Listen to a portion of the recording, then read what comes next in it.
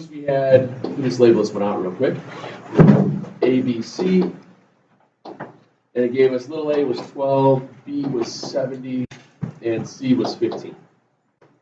So in this case here, they're giving us two angles and a side, which means we need to find that third angle to start with.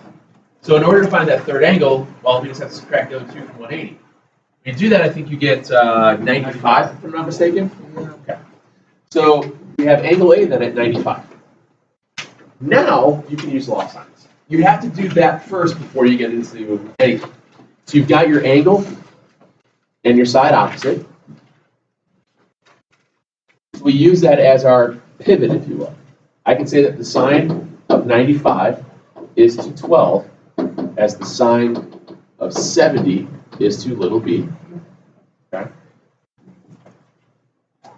Since I'm solving for the side length, that's when I have to do the full-on cross multiplying to solve it all out. So we rewrite. We're going to get b times the sine of 95 is 12 times the sine of 70. Remember, like we were saying, that sine of some number is just some crummy decimal. So we can divide that out.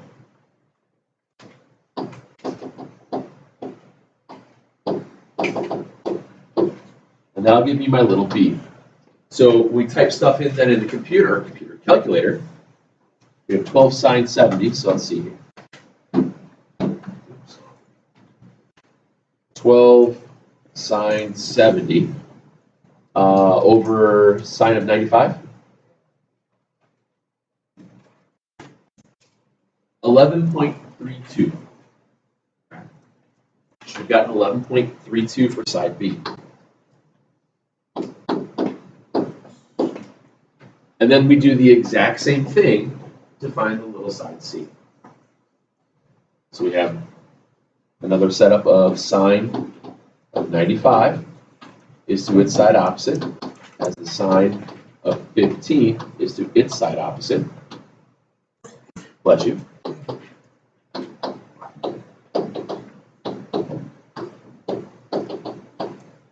And what I did there is that I knew that the setup is identical to the one we just did. So sometimes when that's the case, you can just rewrite what it would have looked like before you put the calculator, because it's going to be the same way of setting the solve. So we go back to the calculator, and we have 12 sine of 15 this time, right? Thank you. And then again, it's over sine of 95. And we get 3.12. And again, really all you can do to see if you are correct is to see if small side or short side, smallest angle, longest side, largest angle, and so on.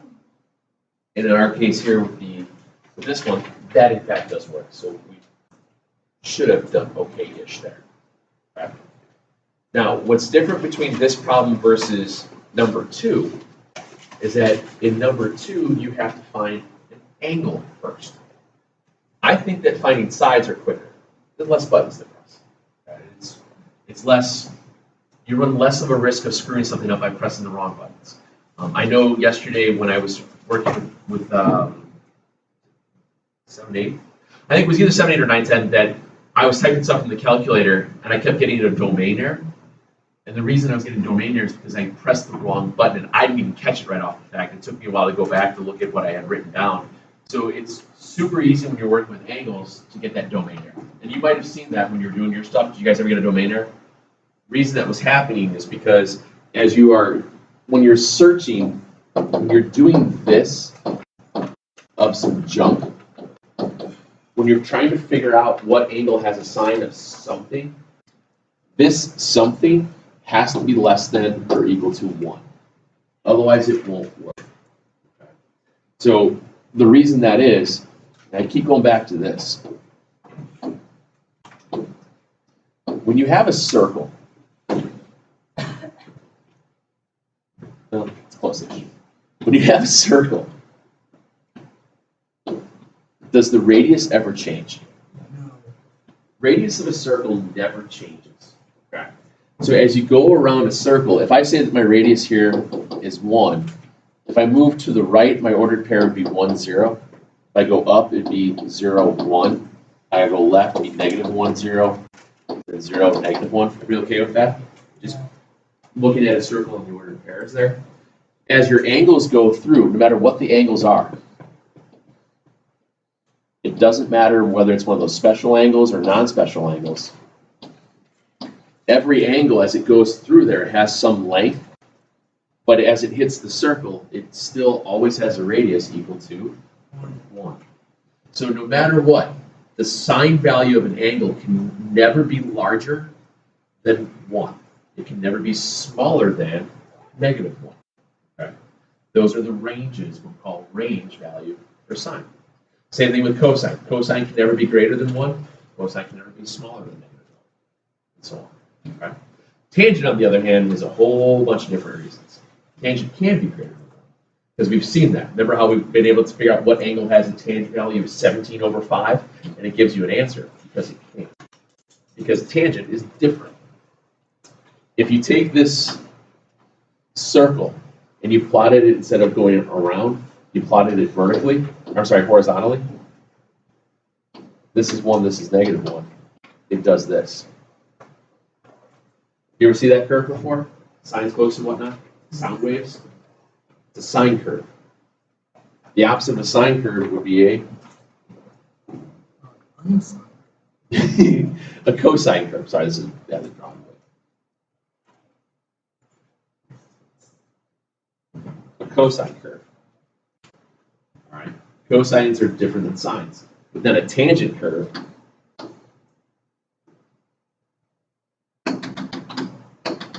does that. Tangent has different boundaries. So as you get into the ideas of why certain trig values work, so you were asking about this stuff yesterday, about why the certain values were going that way. It all goes back to this whole idea of when you guys talk about trigonometry in Algebra 2, why all of this stuff. Yeah. But and honestly, Josh, it's something, once you see it the first time, it's the same thing, but just like most math classes, we add like 2 or 3 extra parts to it. And I know you can do this stuff all day long. And when you get into this, because like the questions you were asking me the other day about this stuff, I have a feeling you're gonna really like this. You may say that, but I have a feeling you might actually like that. Talk to me in a year. I bet you anything you might actually enjoy it.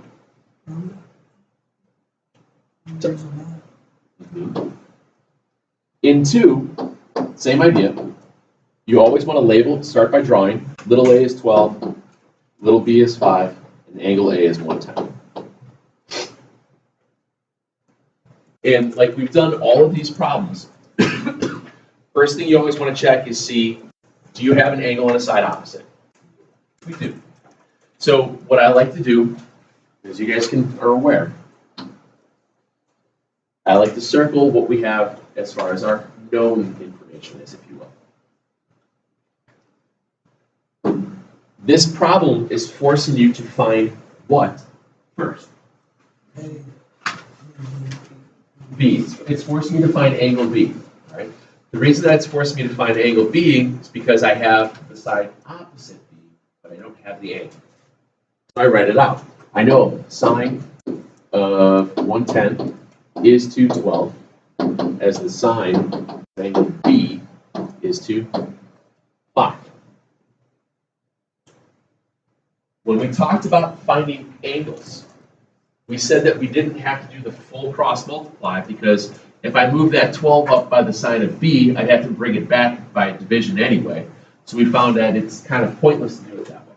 So what we would do is just write it out as 5 sine of 110 divided by 12 will equal the sine of B.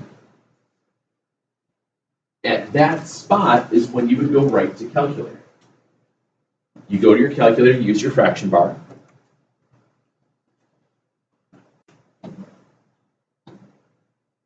Five sine 110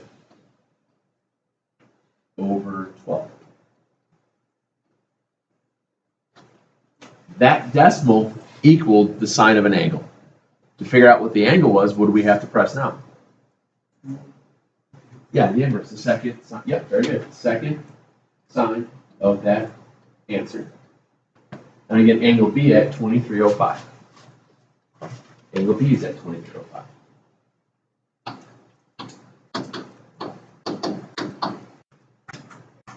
So back to our triangle then. How many degrees are in a triangle? 180. So if I take 180, subtract the 110, subtract the 2305.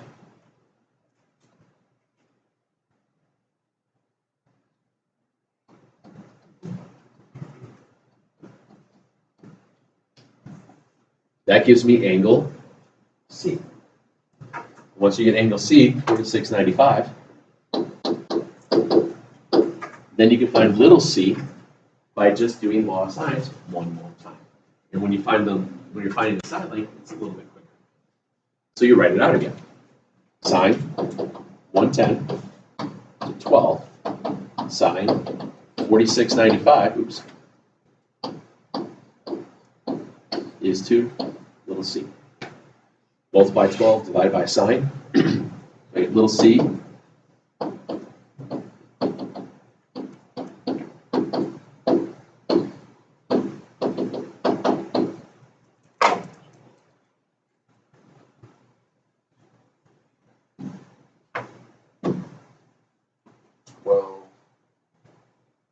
Sine 4695 over sine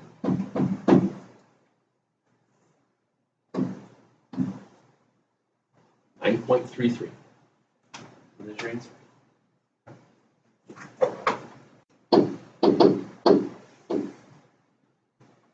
Not too bad, is it? As you go through it, remember, it's always going to be the same setups. Yeah, Sean? So on the test, we're gonna give us like a problem, like just find angle C or something, or just like find all of them. I'm going to say go ahead and sign a little bit. Find all of them, yeah. Okay. I like the idea of just saying solve the triangle. Because if I say solve the triangle, then, and this is a good question because this is going to get us to where I'm talking about today. If I say solve the triangle,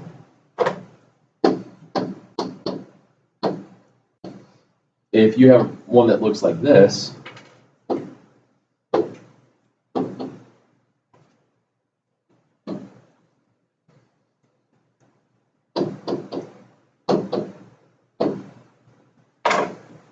what do you have to do with the triangle on the left? You would solve for the one side length with the Pythagorean theorem, and then what would you do for your angles? Kind of an important thing to remember. Remember, you might want to start writing this down here, guys. This would be something very important to make sure we understand how the differences here. Bless you.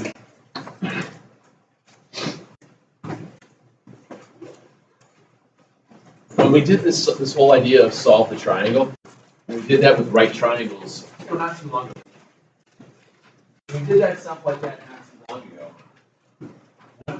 One of the tricks and tips that I showed you guys about doing that was you always label out the stuff that you're missing. So if it's a right triangle, depending upon what's given to you, you might have to find 2 angles and a side, or 2 sides and an angle.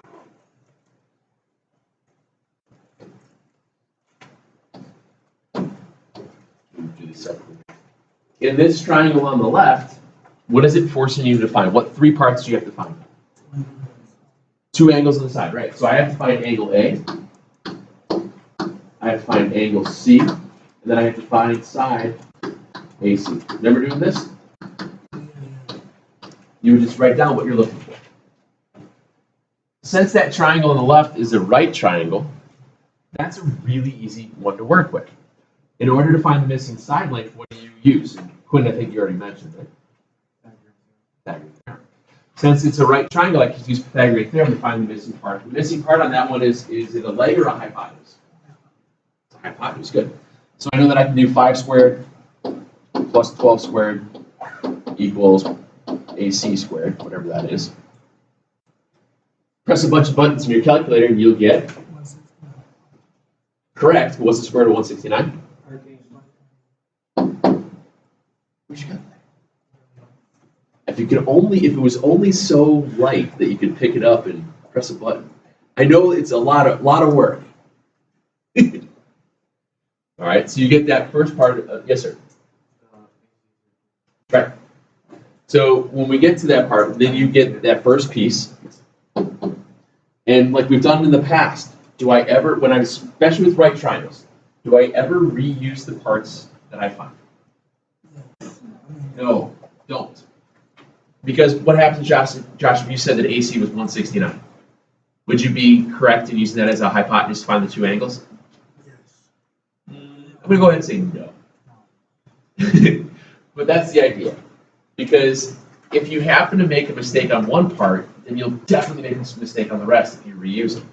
So then we go back to the idea of how do I figure out what angle A is? Well, remember, circle, label. 12 is its opposite. 5 is its, what trig function is opposites adjacent? Tangent. So we would write out the tangent of angle A is 12 over 5. Which means to find the angle, what will we press? Inverse, good. So we know that angle A will equal the inverse tangent of 12/5. And then you go back to the calculator. Inverse tangent 12 over 5. You get 67/38. You okay with that? Nothing different than what we've done in the past. So we have 67/38. And then we switch our perspective. When I switch perspectives to go to angle C, I circle it again. 5 is now it's now an opposite. And 12 is its, and once again, what trig function do I have to use? Tangent. Write it out again. Tangent of C.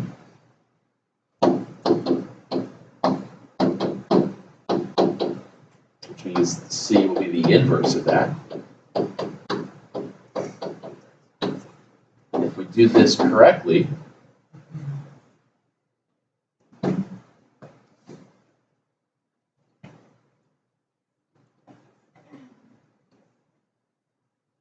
$22.62.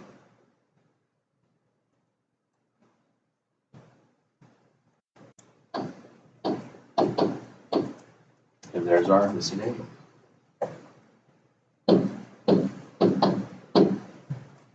That's what we need to be able to do for those.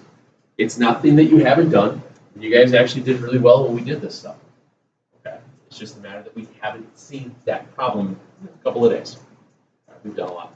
We've done a little bit more of the elevation, depression, those types of things. Now, like we did yesterday with law of sines, you can't use SOHCAHTOA with law of sines, or with the non-right triangles. Because in this case here,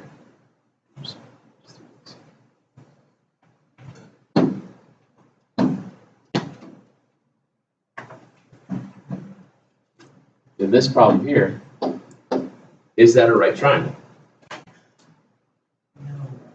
No. Will there be a right angle in there anywhere? No.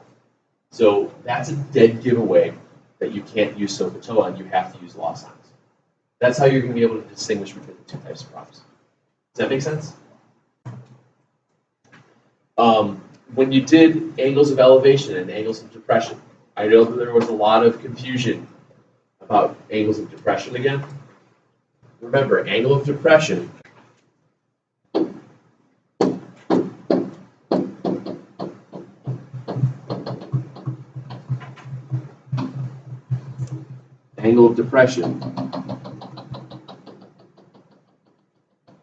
not being very straight there. That's your angle of depression. Line of sight looking down is your angle of depression. Line of sight is always parallel to the ground. So like we've done this a gazillion times. Remember the Z? That means this one is the same angle. Happens all the time. You guys will try to solve something with the wrong angle. Make sure you remember that when you're moving things through, that you get the angle of depression is the same thing as angle of elevation going back.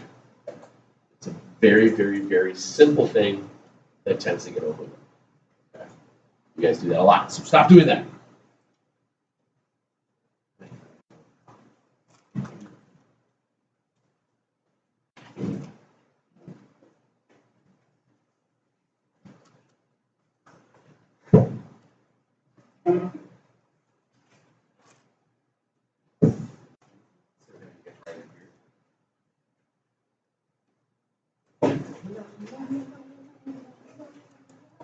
It's on the third page of this super fun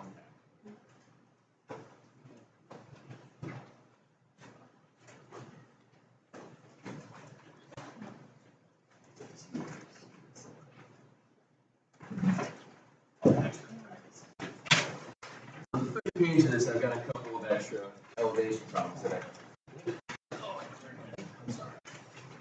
You want me to help? I know this is directed. You all right? I worry about you. So flip over to the third page here. I kind of have a whole bunch of problems here for us. I did a big mixture of right triangle stuff, SOHCAHTOA, special right triangles, solve for all missing parts, law signs, work elevation depression. The back page, honestly, the stuff that's on the back page, really the only problems that I'm looking at being able to make sure we were able to, there's just a bunch of extra problems here, but if you look at numbers 1 through 7, or actually 1 through 9, yeah, on the very back part here, if you look at those, numbers 1, 2, and 3 are just using Pythagorean theorem. I think we know how to do that. 4 through 7 was, remember how we were able to determine whether or not something was a right, obtuse, or an acute triangle? Those are those styles. And that same thing with 8 and 9. That's the same idea. You just have to figure out what's the longest side length and use that as playing the role of a hypotenuse and checking. We'll come back to that in a minute, but I just wanted to show you what was on here. Now, if I go back to that third page there, and we have the top question, number 7, it says, find the measure of an angle of elevation of the sun when a boy at 5 foot tall casts a shadow of 5 feet long.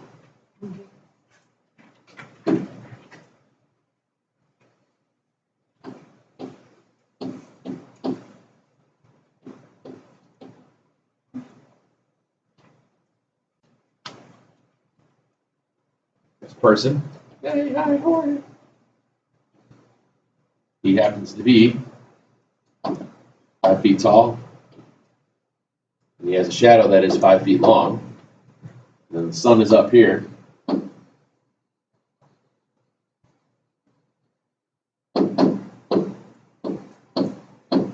He's wearing sunglasses because he's cool. Yes?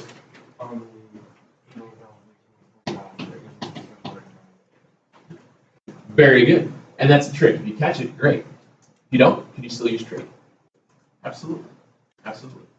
Now, if we're looking at the angle of elevation up to the sun, that means it's where the shadow is looking up. Okay? Shadow looking up. Now, Quinn figured out, oh, it's 5, 5, and it's got to be a right angle, so it means it's an isosceles right triangle, so you knew right away it had to be 45 degrees. Let's say you forgot that. Let's say you had a brain fart. If you're trying to find theta here, you have an opposite and adjacent, which means what trig function you use? Tangent. Tangent of our elevation is 5 over 5. So what angle has a tangent of 5 over 5? You throw that in the calculator, it'll spit out 45.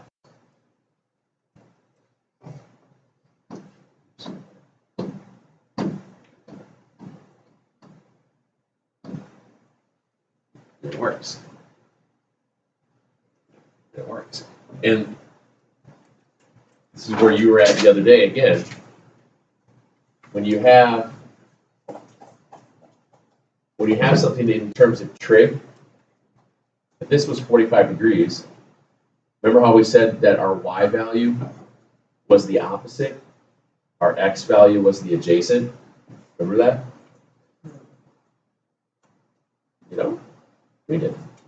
That means that these two are always going to be the same. What's anything divided by itself always? And that's why that works. Take a second and try 8 and 9. Take a second, try 8 and 9. Yes, ma'am.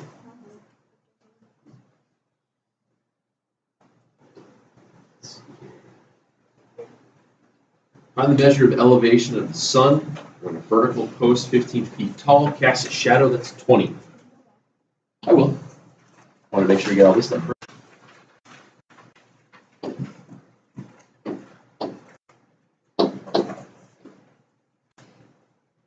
What trig function am I going to use to find the angle of elevation for that?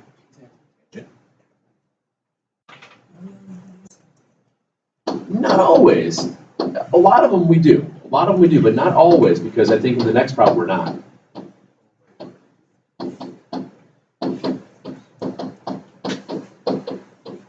Remember, always write out what you're about to do before you do it, so we can figure out if you screwed up or not.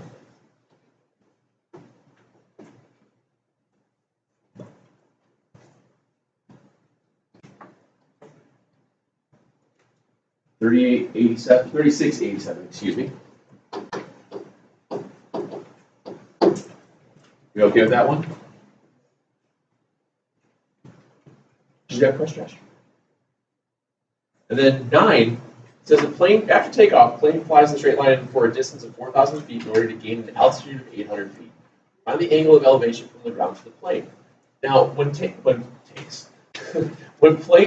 are taking off, we know we've really done great things. When planes take off, they generally take off on the diagonal, correct? You've all seen an airplane take off, except for the one that I showed you the other day. Just go.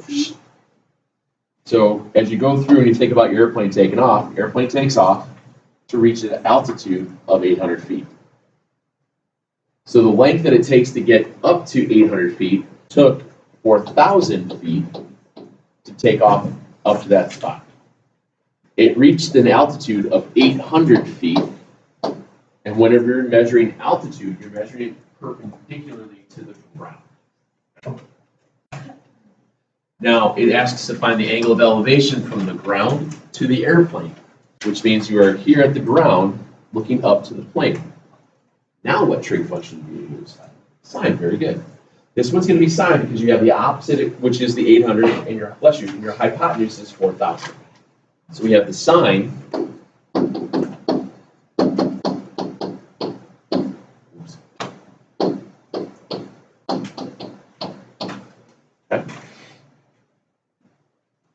So you have to use your inverse sine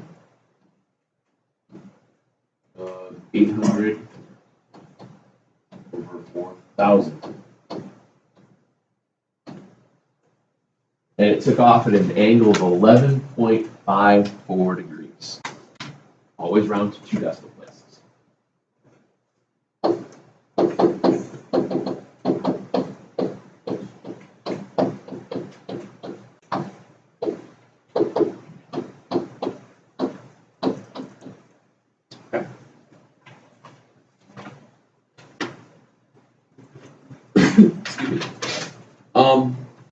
What I started to do here on this packet is I started to write down a bunch of stuff that you would need to know for each page. And as you go through, if we start on page 1, when they're talking about finding the missing side length of a triangle, whenever you're trying to find the missing side length of a right triangle, all you have to worry about doing is, well, that's just Pythagorean theorem. All right? That's just Pythagorean theorem. The ones below that, find the missing side lengths, you'll notice that you have special right triangles. When we have special right triangles, we need to use the ratios. Ratios of the sides were 30, 60, 90s, and the 45, 45, 90s. And that's how we set up and solve. Remember, we had one-step equations and go from there. We'll probably revisit more of that tomorrow. On the second page, it's mainly SOHCAHTOA. And then you get back to 19 through 22, it goes back to the specials. guys again.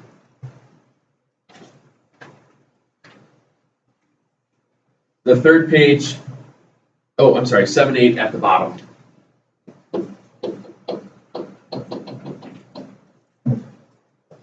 There's 4 law of science problems then.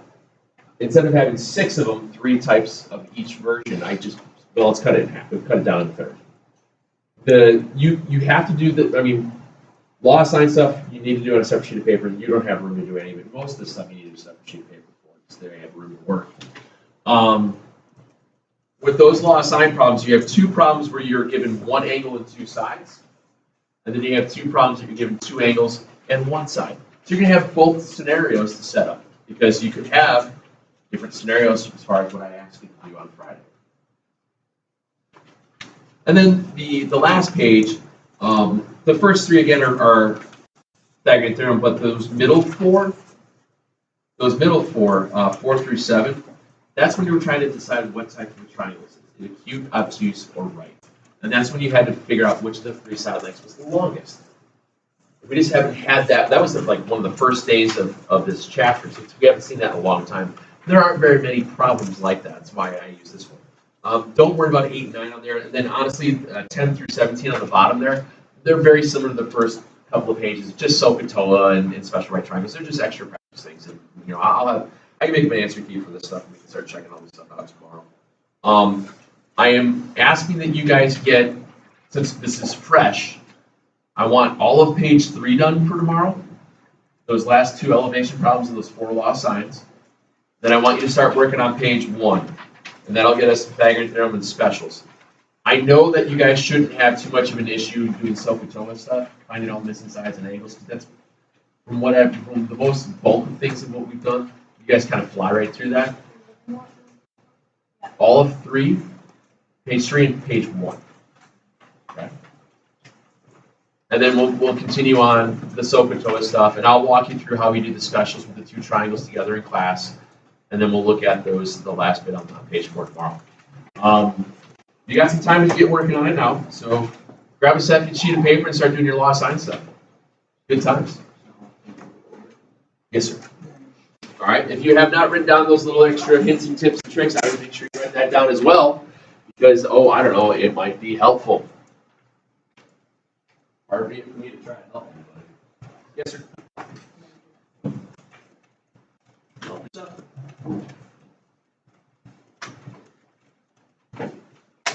Excuse me.